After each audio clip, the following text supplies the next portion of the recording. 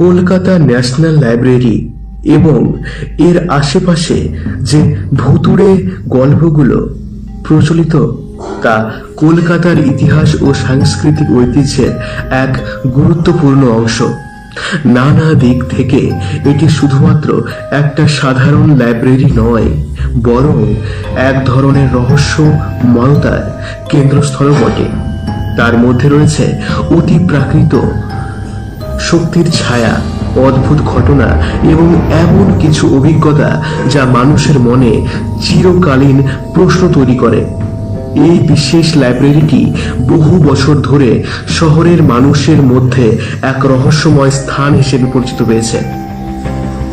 ইতিহাস, ভূতের গল্প, পুরনো ভবন, সন্ধ্যা কিংবা রাতের অন্ধকার সব মিলিয়ে এখানে এক রোমাঞ্চকর ঘটনা ঘটেছে। কলকাতা ন্যাশনাল লাইব্রেরির প্রতিষ্ঠা 1801 সালে, যখন এটা প্রথম কলকাতা পাবলিক লাইব্রেরি নামে প্রতিষ্ঠিত হয়েছিল, যেখানে প্রায় 2.2 মিলিয়ন বই সংরক্ষিত আছে।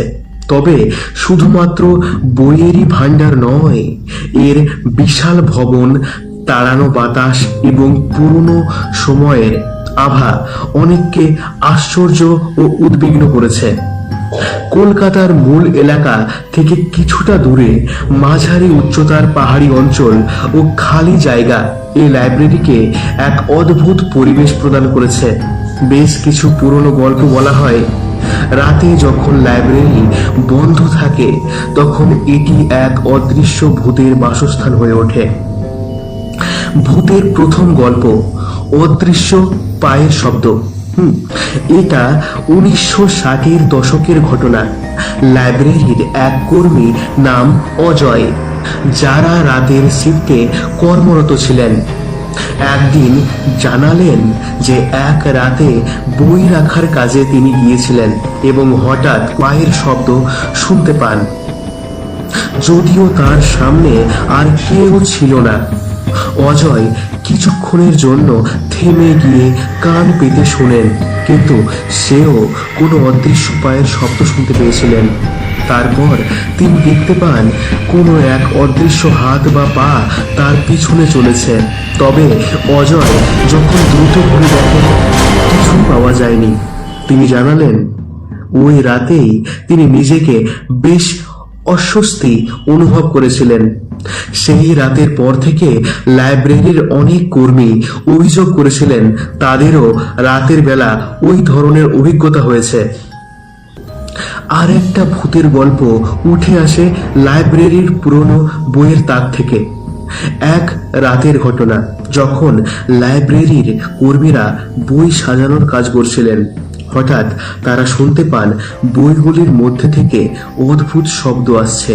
সেই শব্দের মধ্যে ছিল একটা ঝাঁঝালো হেসে ওঠার শব্দ এবং মাঝে মাঝে বইয়ের সিট ছিঁড়ে যাওয়ার শব্দ। কর্মীরা ভয় পেয়ে যান, কিন্তু যখন তারা তাক খুলে দেখেন তখন কিছুই পাওয়া যায় না। সেই সময় থেকে লাইব্রেরির কিছু কর্মী বলেছিলেন যে তাদের সন্দেহ ছিল যে ওই পুরনো বইগুলো কিছু অতি প্রাকৃত শক্তির বাসস্থান হতে পারে। এক রাতে যখন লাইব্রেরি প্রায় খালি হয়ে যাচ্ছিল, এক কর্মী জানালেন যে তিনি হঠাৎ অনুভব করেন যে তার চারপাশে এক অদৃশ্য শক্তি ভর করেছে। তিনি বলেছিলেন কেউ তাকে লক্ষ্য করেছে বা তার দিকে এক চোখের দৃষ্টি নিবদ্ধ করেছে। কর্মীটির তখন ভীষণ ভয় লাগছিল, কিন্তু তিনি সাহস করে পরিবেশের মধ্যে এক ধরনের অদ্ভুত পরিবর্তন লক্ষ্য করেছিলেন। এক সময় তার চারপাশে বইয়ের তাকের মাঝে কনকনে ঠান্ডা অনুভূত হয়। সেগুলো তার কাছে খুবই রহস্যময় মনে হয়েছিল এবং লাইব্রেরির অভ্যন্তরে এই ধরনের ঘটনা ঘটতে থাকলে কর্মীরা কিভাবে মোকাবিলা করবেন তা নিয়ে প্রশ্ন তৈরি হয়েছিল। ভুতুড়ে অবজারভেশন, রাতে একের পর এক ঘটনা। কিছু সময় পরে রাতের শিফটে কিছু ঘটনার ব্যাপারে আরো তদন্ত করা হয়। একটি নির্দিষ্ট সময়ের পর লাইব্রেরির কর্মীরা জানিয়েছিলেন যে রাতে লাইব্রেরির মধ্যে এক অদ্ভুত পরিস্থিতি তৈরি হয়। এমনকি কিছু কর্মী বলেছেন যে তারা দেখেছেন কেউ একটানা বই পড়ছে, কেউ একটানা গুনগুন করছে, কিন্তু যখন তারা কাছে গিয়ে দেখেছেন তখন তাদের কাছে কেউ ছিল না।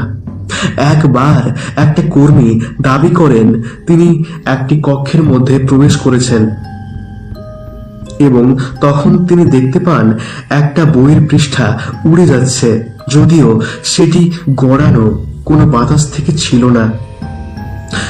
পুরনো সৈন্যের আত্মা। কলকাতা ন্যাশনাল লাইব্রেরির পুরনো ইতিহাসের কারণে অনেকে বিশ্বাস করেন যে এখানে অতি প্রাকৃত শক্তির উপস্থিতি থাকতে পারে। এক সময় এটি একটি সামরিক ক্যান্টনমেন্ট হিসেবে ব্যবহৃত হতো এবং সেখানে অনেক সৈন্যের অবস্থান ছিল। অনেকের মতে এই সৈন্যের মধ্যে কিছু আত্মা এখন এখানকার পরিবেশে ঘুরে বেড়ায়। একদিন লাইব্রেরির এক কর্মী জানিয়েছিলেন তিনি রাতে একাধিক সময় শোনা একটা ভুতুড়ে শব্দ শুনতে পেয়েছিলেন। কেউ যেন ঘোড়া চেপে চারিদিক ভ্রমণ করছে। এছাড়া লাইব্রেরির পুরনো ভবনের বিশেষ কিছু জায়গায় অদ্ভুত পরিবেশ লক্ষ্য করা গেছে। রাতে যেখানে আলো কম, সেখানে কর্মীরা একাধিকবার অদৃশ্য উপস্থিতি বা বিকট পরিবেশের সৃষ্টি হতে দেখেছেন। এই রকম পরিবেশের মধ্যে অনেক সময় বইয়ের তাকের কাছে আলোর ঝলক দেখা যায়, অথবা মানুষ সেখানে কোনো অদৃশ্য অঙ্গ হিসেবে মিশে যায়, কিন্তু তাদের কোথাও দেখতে পাওয়া যায় না। কি কারণে এসব ঘটনা ঘটছে তার পুনর্বিশ্লেষণ। এ বিষয়ে অনেকেই নানা তত্ত্ব পোষণ করেছেন। কেউ মনে করেন এখানে অতি প্রাকৃত শক্তির উপস্থিতি থাকার সম্ভাবনা থাকতে পারে, আবার কেউ মনে করেন পুরনো পরিবেশ এবং বদ্ধ স্থানগুলি অতিরিক্ত শক্তির বিকিরণ সৃষ্টি করতে পারে, যার কারণে মানুষ কিছু অদ্ভুত ঘটনা অনুধাবন করেছেন। তবে সবকিছুর মূল রহস্য আজও অজানা রয়েছে। উপসংহার: কলকাতা ন্যাশনাল লাইব্রেরির শুধুমাত্র একটা তথ্য ভাণ্ডার বা পাঠক শ্রেণীর জন্য গুরুত্বপূর্ণ স্থান নয়, বরং এটি কলকাতার অন্যতম রহস্যময় স্থান হিসেবে পরিচিত লাভ করেছে। এখানে ঘটে যাওয়া অদ্ভুত ঘটনা ও ভুতুড়ে গল্পগুলি বর্তমানে ঐতিহাসিক কাহিনীর অংশ হয়ে দাঁড়িয়েছে, যা এই ঐতিহ্যবাহী স্থানের এক অদ্ভুত পরিবেশ সৃষ্টি করেছে। ভূত বা অতি প্রাকৃত শক্তি সম্পর্কিত গল্পগুলি খুবই জনপ্রিয়, তবে সত্য কি সেটা কেউ নিশ্চিত করে বলতে পারে না।